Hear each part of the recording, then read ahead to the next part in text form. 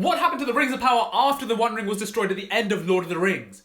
Let's talk about it. 3 rings for the Elven Kings under the sky, 7 for the Dwarf Lords in their halls of stone, 9 for mortal men doomed to die, and 1 for a Dark Lord on his dark throne. What a fucking unreal rhyme. So yeah, the Rings of Power were forged by this dynamic duo. Over here we have Celebrimbor, the Lord of Eregion and the second greatest elven smith of all time. And over here we have Anatar, the Lord of Gifts. It's actually Sauron. Anyway, yeah, these two together make 16 Rings of Power, which Sauron initially planned to give all of them to elves, but after the elves discovered his deception, none of them would take it. So he had to give 7 to the dwarves and 9 to men. Now, we know what happened to the 9 men. They became the Nasgul, or the Ringwraiths, servants of Sauron who are neither living nor dead, but bound completely to his will.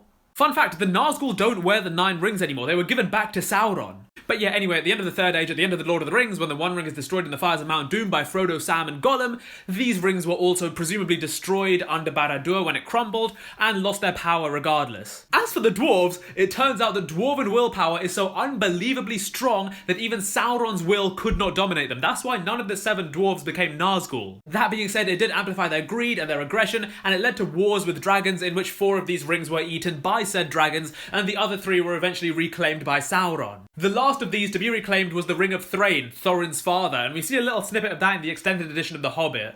Now, you may have noticed that I left out the 3 rings for the elves. Well, that's because it's a slightly different story. 3 elven rings were made by Celebrimbor without the presence or touch or knowledge of Sauron, and that is why they aren't influenced by Sauron's One Ring. However, Celebrimbor did make them using crafts that he learnt from Sauron, therefore they are still bound to the One Ring. The 3 wielders of the rings were originally Galadriel, High King Gil-galad, and Círdan the Shipwright. But by the time of Lord of the Rings, the wielders were Galadriel, Elrond, and Gandalf. Now, these 3 rings had the ability to preserve the beauty of their realms and stave off the decays of time, but once the One Ring was destroyed, they completely lost their power and the elves realised their time in Middle-earth was over. Thus, basically every single elf leaves for Valinor, thus ending the reign of the Rings of Power.